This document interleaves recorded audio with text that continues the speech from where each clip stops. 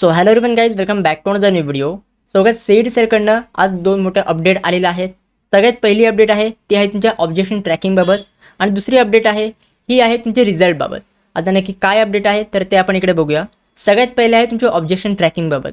जर तुम्ही CETच्या ऑफिशियल वेबसाईटवर आलात तर ऑफिशियल वेबसाईटवर नोटिफिकेशन सेक्शनमध्ये तुम्ही इकडे बघू शकता revise notice for objection tracking MST CET 2024 PCM and PCB group. PCM आणि PCB ग्रुपसाठी एक रिवाइज ऑब्जेक्शन ट्रॅकिंगची एक नोटीस काढलेली आहे. आता आपण ही नोटीस बघूया. जर तुम्ही या PDFच्या ह्याच्यावर क्लिक केलं आयकॉनवर तर इकडे तुम्हाला अशी एक PDF बघायला मिळेल. या PDFमध्ये सगळी तुम्हाला ऑब्जेक्शन ट्रॅकिंगचे क्वेश्चन्स दिलेले आहेत की कुठले क्वेश्चन्स करेक्ट होते, कुठले क्वेश्चन इनकरेक्ट होते. बट दादा ह्याच्यामध्ये डिफरन्स काय आहे? मागच्या वेळी जी ऑब्जेक्शन ट्रॅकिंगची नोटीस आली होती त्याच्यामध्ये नंबर ऑफ ऑब्जेक्शन ट्रॅकिंगचे क्वेश्चन्स होते हे कमी होते. बट ह्याच्यामध्ये ऑब्जेक्शन ट्रॅकिंगचे क्वेश्चन्स आता तुम्हाला वाढवलेले आहेत. कारण की काय CET सेलनी क्वेश्चन्स कन्सिडर केले नव्हते. आता ते CET सेलनी क्वेश्चन्स कन्सिडर केलेत आणि त्याचे पण तुम्हाला मार्क देण्यात आलेले आहेत. आपण इथे बघूया. जर आपण मागच्या वेळेस बघितलं, मागच्या वेळेस जी नोटीस आली होती त्या नोटीसमध्ये फक्त 47 क्वेश्चन्स होते ऑब्जेक्शन ट्रॅकिंगचे.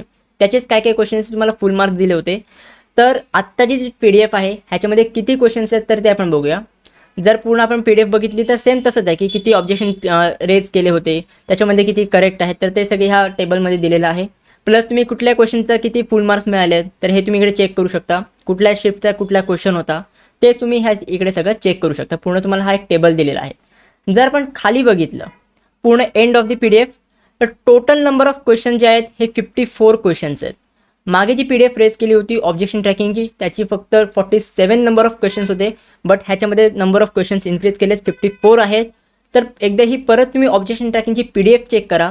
कारण की ह्याच्यामध्ये तुमचे जे बोनस मार्क्स आहेत हे मे बी इन्क्रीज झालेले असू शकतात.